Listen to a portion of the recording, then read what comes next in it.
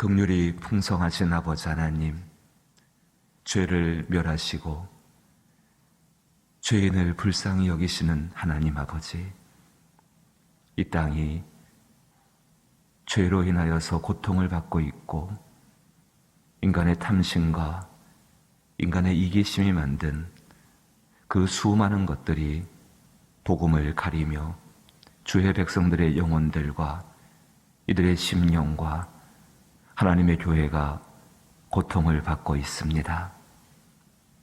한이 없는 보혈의 능력이, 그리스도 예수의 십자가의 권능이 이 땅에 새로워지게 되기를 원합니다. 충만하게 넘치셔서 모든 죄를 멸하시며 죄악에 물든 영혼들을 그리스도의 피로 씻겨 주시어서 이 땅이 주의 성령의 은혜와 기쁨과 감사와 평강이 넘치는 땅으로 회복시켜 주옵소서. 코로나19의 일들이 주의 손가운데 달려 있는 줄로 믿습니다. 진실로 주모가 그 여종의 주인의 손을 바라보는 것처럼 저희들도 주님의 손을 바라봅니다. 이 땅을 불쌍히 여기시며 이 땅 가운데 살고 있는 영혼들을 불쌍히 여기사 주의 긍휼을 넘치게 하여 주옵소서. 아버지여, 우리의 고통이 그쳐지게 하여 주옵시고 오직 그 가운데에서 주를 바라볼 수 있는 믿음으로 세워 주옵소서. 예수님 이름으로 기도하옵나이다. 아멘. 오늘 함께 대하실 말씀은 사무엘하 14장 1절부터 11절 말씀입니다. 구약성경 484면에 사무엘하 14장 1절부터 11절 말씀 찾으시고 한 절씩 번갈아 보죠. 제가 먼저 1절을 읽습니다. 사무엘하 14장 1절부터 11절입니다. 스루야의 아들 요압이 왕의 마음이 압살론에게 향하는 줄 알고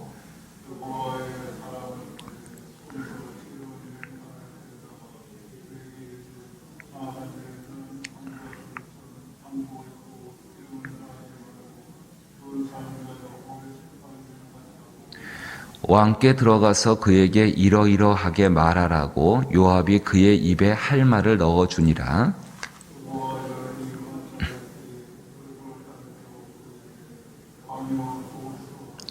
왕이 그에게 이르되 무슨 일이냐 하니라. 대답하되 나는 진정으로 과부이니다. 남편은 죽고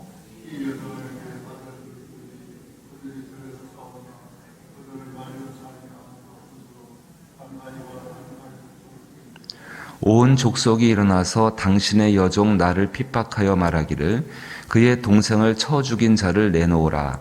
우리가 그의 동생 죽인 죄를 갚아 그를 죽여 상속자 될 것까지 끊겠노라 하오니 그러한즉 그들이 내게 남아있는 숯불을 꺼서 내 남편의 이름과 씨를 세상에 남겨두지 아니하겠다 하니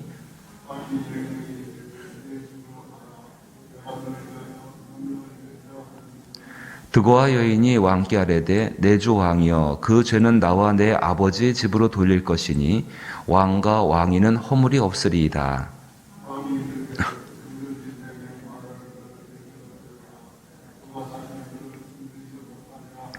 같이 읽죠.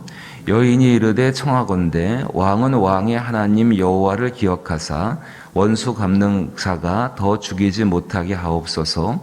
내 아들을 죽일까 두렵나이다 하니 왕이 이르되 여호와께서 살아계심을 두고 맹세하노니 내 아들의 머리카락 하나도 땅에 떨어지지 아니하리라 하니라. 아멘. 어디서 많이 본 것 같은 이야기 아닙니까? 그 앞에 우리 다윗이 엄청난 죄를 짓게 되지요. 그 죄 때문에 정말 죽을 수밖에 없는 그런 입장이 되어집니다. 그때 구원을 받게 할 때에 하나님께서 선지자 나단을 보내셔서 다윗의 양심을 깨우시죠. 하나님에 대한 공의의 생각을 이 10년 가운데 깨우게 하시고 그러하여금 이 다윗을 돌아오게 하십니다. 죄의 문제를 해결하시고 그의 안에서 해결하시고 그로 말미암아 다윗을 다시 원자리로 다시 이끌어내시는 그런 모습. 그때 했던 일들을 이 요압이 지금 기억을 하고 있을 것입니다. 대략 한 2년 반 정도 일이 될 텐데 지금 압살롬과 다윗, 왕과 그의 아들 왕자 이 관계가 문제가 아니라 이 요압이 볼 때는요, 정말 이 두 사람의 문제를 해결하기 위해서 요압이 나섰는데 진짜 중요한 것은 다윗과 하나님과의 관계이고 압살롬과 하나님과의 관계입니다. 그 관계가 진짜 중요하거든요. 근데 요압이 가만히 보게 되니까는 이 다윗의 마음, 특별히 그 39절 말씀 보니까는 다윗 왕의 마음이 압살롬을 향하여 간절하니 이렇게 말을 하고 있습니다. 그리고 14장 1절 말씀 보니까는 요압이 왕의 마음이 압살롬에게 향한 줄을 알고라고 이야기를 하고 있습니다. 그러니까 요압은 지금 이 압살롬을 간절하게 생각하는, 참 귀하게 생각하고 참 신뢰하고 믿고 있는 이 다윗의 마음, 그 마음을 어떻게 하는지 해결해 주고 싶은데 해결하기 위해서는 압살롬이 돌아와야 합니다. 요압이 참 많은 생각을 했을 것입니다. 어떤 생각을 했을까? 어떻게 돌아오게 할까? 그런데 옛날에 다윗이 그렇게 밧세바에 대해서 큰 죄를 지었을 때에 이 사람이 다시 왕위로 올라가서 통치를 다시 하게 된 그때 일을 기억합니다. 그것이 바로 나단 선지자를 보냈던 일이죠. 그거와 비슷한 방법을 사용합니다. 그래서 드고아의 한 여인을 여인을 이렇게 지혜 있는 여인이다. 오늘 말씀 보니까는 2절에 드고아의 사람을 보내 거기서 지혜로운 여인 하나를 데리고 왔다라고 이야기합니다. 그 여인에게 요압이 모든 정황과 상황을 이야기해주고 아주 현명하다고 생각하는 그 길을 입에 말을 넣어주게 되어집니다. 3절 말씀 보니까는 들어가서 그에게 이러이러하게 말하라. 요압이 그의 입에 할 말을 넣어주니라. 굉장히 불쌍하게 보이게 만들고 그렇게 만들어서 이 다윗 왕에게 보내게 되어집니다. 그래서 다윗 왕으로 하여금 그 압살론을 기억하게 하고 압살론을 불러오게 하려는 그런 의도를 가지고 보내게 되는 것이지요. 4절부터 시작해서 그 내용을 보시게 되면 4절부터 11절까지 이런 이야기가 합니다. 한 여인이 있는데 그 여인에게 두 아들이 있었습니다. 그 두 아들이 서로 들에서 싸웠습니다. 왜 싸웠는지 이유는 말하지 않습니다. 싸웠다는 것을 이야기합니다. 근데 한 아들이 형인 것 같아요. 그 형이 동생을 쳐 죽였습니다. 옛날에 가인과 아벨처럼요, 쳐 죽였습니다. 죽였습니다. 그러자 동네 사람들이, 그 동네 사람 정도가 아니라 7절 말씀 보세요. 온 족속이 일어나서 이렇게 이야기합니다. 과장이 들어가는 것이지요. 온 족속이 일어나서. 두 형제의 싸움이 얼마나 대단했는가는 나와 있질 않습니다. 여인이 말을 하지를 않죠. 근데 그 싸움이 얼마나 대단했으면 온 족속이 일어나서, 그 다음 말씀 보세요. 7절에 온 족속이 일어나서 당신의 여종 나를 핍박하여 말하기를 그의 동생을 쳐 죽인 자를 내놓으라. 우리가 그의 동생 죽인 죄를 갚아 그를 죽여 상속자 될 것까지 끊겠노라 하오니 그러한즉 그들이 내게 남아있는 숯불을 꺼서 내 남편의 이름과 씨를 세상에 남겨두지 아니하겠다 하니, 사실 이런 일들은 하나님도 하지 않으시는 일입니다. 그의 긍휼과 그의 자비 가운데에 이렇게까지 잔인하게 하나님이 이런 일을 하지 않으십니다. 근데 그렇게 하지 않은 일을 누가 한다고 합니까? 온 족속이 일어났다 이야기합니다. 과장된 것이죠. 8절 말씀 보니까 왕이 여인에게 이르되 내 집으로 가라. 내가 너를 위하여 명령을 내리라 하는지라. 9절에 보니까 드고아 여인이 왕께 이르되 내 주 왕이여 그 전은 나와 내 아버지의 집으로 돌릴 것이니 왕과 왕에는 허물이 없으리이다. 왕이 이르되 누구든지 내게 말하는 자를 내게로 데려오라. 그가 다시는 너를 건드리지 못하리라 하니, 이렇게 이야기합니다. 다윗에게 한 가지의 정의로운 마음, 이 여인을 보호하고 이 여인의 자녀들, 그 씨를 보호하고자 하는 마음을 분명히 생각을 나게 합니다. 그런데 이제 우리가 한번 이 말씀을 통해 생각해 보십시다. 자, 나단 선지자는 와서 어떤 이야기를 했냐면요, 다윗 안에 있는, 다윗이 생각해야 되는 하나님의 긍휼에 대해서 생각을 하게 했습니다. 그리고 그 긍휼을 다윗이 어떻게 깼는지를, 정말로 다윗이 한 죄에 대해서 지적을 하고 그 죄의 문제에 대해서 언급을 하게 되어지고 그 죄에 대해서 하나님을 찾게 만들었습니다. 근데 여기는 지금 이 지혜 없다고 말하는 드고아 여인의 한 이야기는 다윗 안에 있는 정의로운 마음을 끌어내게 되어집니다. 그로 말미암아 무엇인가를 하게 하려는 의도가 담겨져 있는 것이죠. 어떤 차이가 있을까요? 가장 중요한 것입니다. 다윗이 하나님 앞에 돌아가기 위해서는 반드시 죄의 문제가 해결되어져야 합니다. 요압은 쉽게 생각했습니다. 다윗이 자기의 마음을 붓고 요나단을, 지금 그술 땅에 있는 요나단을 그냥 불러오면 되지 않는가. 다윗과 요나단 사이에는 그렇게 할 수가 있었을 것입니다. 하지만은 요나단과 하나님 사이에는 그렇게 할 수가 없는 것이죠. 아마도 다윗이 어떤 총명들, 이것이 떨어졌던 것 같습니다. 이제 사무엘 14장 뒤 이야기를 더 보시게 되면은 그 압살론을 용납하게 되어집니다. 요압의 말을 따라서 이 압살론을 자기의 집으로 데려오게 되어지고, 하지만 관계가 회복되지 못한 것 때문에 결국 압살론은 반란을 일으키게 되어집니다. 그 반란 때문에 다윗은 자기 인생 가운데 가장 치명적인 것들, 정말 심각한 문제였죠. 그 문제를 또 경험해야 되는 그러한 상황 가운데 이르게 되어집니다. 우리는 한 가지 볼 수가 있습니다. 분명히 여기 다윗이나 이 압살롬 모두에게 구원에 이르는 지혜가 필요합니다. 분명히 그 상황 가운데에서 그 상황을 극복하고 넘어서서 다시금 평안한 삶, 다시금 온전한 삶으로 돌아가야 되는 길들을 찾아야 합니다.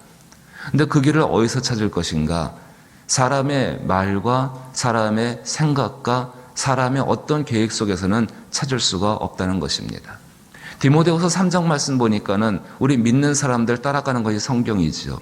그 믿음 안에서 성경 속에서 바로 구원에 이르는 지혜가 있다라고 성경이 우리 가운데 이야기를 해주고 있습니다. 구원에 이르는 지혜는 무엇입니까? 다른 것이 아닙니다. 그리스도 예수 앞에 나와서 자기의 죄를 시인하고 그리고 그로 말미암아 회개하며 그 회개한 삶을 이루어가시는 성령 안에서 그 성령의 말씀 가운데 순종하고 복종하는 삶으로 살아감으로 말미암아서 모든 것들을 회복시키시는 하나님의 은혜를 누리는 것입니다. 하나님을 믿는 사람, 하나님께 속한 사람과 그렇지 않은 사람의 가장 큰 차이는 거기에 있습니다. 가장 심각하고 어려운 문제에 부딪혔을 때에 과연 누구로부터 그 문제의 해결점을 찾게 되느냐, 누구에게 나가서 그 문제를 해결받을 것을 원하는가가 가장 중요하다는 것입니다. 그것이 하나님을 믿는 사람과 그렇지 않은 사람의 가장 커다란 차이입니다. 한 단계를 더 들어가 보게 되면은요, 커튼 하나 열어보게 되면 그 이면 가운데는 이러한 내용이 있습니다. 그 안에 그 사람 모두가 자기의 죄를 두려워합니다. 사실은 죄를 두려워하는 것이 아니라 죄로 인해서 나온 결과들을 두려워하는 것이죠. 하나님께서는 죄로 인한 결과들을 하나님의 은혜 가운데 치유하시고 새롭게 하기를 원하십니다. 그 앞에 있는 것이 죄라는 문제입니다. 하나님은 결코 우리를 미워하시는 것이 아닙니다. 죄를 지은 사람을 미워하시는 것이 아닙니다. 죄를 미워하시고 그 죄 가운데 속아 넘어간 그 사람을 불쌍히 여기시는 것이 우리 하나님이십니다. 사람과 사람의 모든 관계가 하나님의 은혜 가운데 있기를 원하고 성령의 교통 가운데 있기를 원한다면 가장 먼저 해결해야 될 것은 그 사람이 갖고 있는 죄를 버려야 한다는 것입니다. 그 죄를 그리스도 예수 앞에서 시인하게 되어지고 그 시인만 하게 되어지고 그 시인에 대해서 자기 자신이 하나님의 은혜를 누리기를 원한다고 한다면 이것이 먼저가 되어야 한다는 것입니다. 요압은 그것을 모르고 있었습니다. 적어도 다윗은 자신의 경험 가운데 알고 있지요. 이 땅이 어떤 모습일까요? 요즘처럼 우리 기독교가 이 코로나19로 인하여서 이렇게까지 사람들에게 전도의 문이 막혔던 경우도 없었을 것입니다. 전쟁이라는 심각한 상황들, 일제의 수탈과 강점이라는 그 심각한 상황들, 정말로 예수를 믿으면 박해를 받고 죽임을 당할 수 있는 그 모든 상황 가운데서도 하나님의 교회는 그 복음 안에서 온전히 서 있었습니다. 근데 지금 신문이나 매스컴을 통해서 보게 되면은 온통 욕을 먹고 있는 것이 교회이고 복음입니다. 얼마 전에 일어난 일이죠. 뉴스에 나왔습니다. 주 예수를 믿어라. 그래야만 너와 내 집이 구원을 받으리라. 이 얼마나 생명 같은 이야기인데 거기에다 결안을 던지는 사람의 모습이 사진에 나왔지요. 그 말씀이 잘못된 걸까요? 주 예수를 믿어라 그래야만 너와 내 집이 구원받겠다는 그 말씀이 잘못된 걸까요? 아니지요. 그 말씀을 가지고 정말로 자기의 생각을 이루고 자기의 뜻을 이루고 하자는 그 일을 한 사람들이 잘못된 거지요. 어떻게 돌아갈 수 있을까요? 죄를 버려야 합니다. 그것을 회개해야 합니다. 상당히 두렵고 떨리고 어려운 일이겠지만은 그 이후의 모든 문제는 주의 손에 맡겨야 합니다. 하지만 분명한 사실은 죄를 버리고 돌아온 자 하나님이 긍휼히 여기시고 다시 그를 품에 안으시고 그에게 반지를 끼워주시고 그를 위해서 잔치를 베푸시는 하나님이 살아 계신다는 사실입니다. 한국교회가 정말로 이 땅에 복음이라는 이름을 들고서 그 복음으로 서 있는 모든 목사들, 장로들, 사역자들, 모든 사람들 그것을 무엇을 위해 써왔는가를 돌이켜봐야 합니다. 혹시라도 우리가 가정에서 자녀들을 교육하며 기르면서요 내가 예수 믿는 사람으로서 내가 하나님이 내게 주신 그 소중한 복음을 가지고 사는 사람으로서 자기의 목적을 이루기 위해서 복음을 앞세웠다 한다면 하나님께서 주시는 은혜의 기회지요. 정말로 통렬한 회개와 마음 깊은 것으로부터 그것을 버려야 합니다. 그 이후의 것에 대해서 하나님 손에 맡겨진 바가 되었기에 절대로 그분의 긍휼이 변하지 않기에 그 안에서 새로운 회복과 치유를 경험하는 줄로 믿습니다. 사랑하는 성도 여러분, 이 문제는 굉장히 중요한 문제입니다. 여기 이 요압이 이렇게 일을 하고 또 거기 드고아의 여인, 또 이 드고아의 여인의 이 말 같지도 않은 이야기 때문에 다윗의 마음이 또 바뀌게 되어집니다. 이 모습을 바라보시는 하나님의 모습은 얼마나 괴로우셨을까요? 어쩌면 그리스도인이, 이 땅을 살아가는 그리스도인이 여기 나온 요압처럼, 드고아인 여인처럼, 그리고 그렇게 마음이 또 바뀌어버리는 다윗처럼 그렇게 살고 있다면 변하지 않으시고 온전히 하나님 말씀에 순종하심으로 말미암아 이 땅 가운데에 주의 뜻을 이루셨던 그리스도 예수를 바라봐야 하지 않겠습니까? 그 길을 걸어갈 때에 우리 하나님의 성령의 도우심이 함께 하실 줄로 믿습니다. 그 부모가 사랑하는 자녀들의 영혼 가운데 기억되어지는 부모가 될 것이고, 아니 설령 부모의 이름은 잊혀진다 할지라도 그 부모의 모습을 통해 증거되어진 살아계신 하나님의 이름은 그 자녀의 심령 가운데 영원히 남게 될 줄로 믿습니다. 그 일을 감당할 수 있는 오늘 우리가 될 수 있기를 주의 이름으로 축복합니다. 주기도문으로 예배 마칩니다. 하늘에 계신 우리 아버지여, 이름이 거룩히 여김을 받으시오며 나라 임하옵시며 뜻이 하늘에서 이룬 것 같이 땅에서도 이루어지이다. 오늘날 우리에게 일용할 양식을 주옵시고 우리가 우리에게 죄 지은 자를 사하여 준 것 같이 우리 죄를 사하여 주옵시고 우리를 시험에 들게 하지 마옵시고 다만 악에서 구하옵소서. 대개 나라와 권세와 영광이 아버지께 영원히 있사옵나이다. 아멘. 이 사람의 어리석은 생각을 버릴 때 하나님의 은혜가 임합니다. 하나님의 은혜가 오셔도 이 어리석은 생각들, 정말로 자기의 목적을 이루려는, 그리고 그것을 이루기 위해서 하나님 말씀과 하나님 방법을 쓰려는 태도를 버리지 않으면은 절대로 구원의 은혜는 임하지 않습니다. 아주 단순합니다. 그리스도 예수 앞에 나가 죄를 시인하고 회개하는 거지요. 그 이후의 모든 것을 하나님 말씀 가운데 맡기고 뜻에 순종하면은 잠깐의 고통과 어려움은 있을지 모르지만은 하나님께서 온전하고 새롭게 회복시키십니다. 근데 우리 마음속에 두려움이 한 가지 있죠. 잠시 받아야 되는 죄에 대한 책임들, 그 책임을 피하고 싶은 마음이 너무 큰 거죠. 그렇지 않습니다. 하나님께서는 그 길을 평안과 은혜 가운데에, 성경에 나오는 모든 역사를 보십시오. 절대로 하나님 긍휼이 변하지 않습니다. 하지만 완고하게 고집을 부린다면 이 땅에 어떤 교회들이 모두가 그렇다는 것은 아니죠. 그 고집된 것들을 버려야 합니다. 위에서 기도하기를 바라옵고, 여전히 병들과 약한 분들이 함께하기에 이들을 위해 기도하고, 영적으로 이렇게 혼미하고 혼란스럽고 어려울 때 육체는 훨씬 더 힘든 경우가 많이 있습니다. 위에서 기도하기를 바라옵고, 또 전도의 길들이 막히지 않기에 기도하고, 또 특별히 선교지와 또 구원의 현장들을 위해서도 기도할 수 있기를 원합니다. 함께 기도합니다.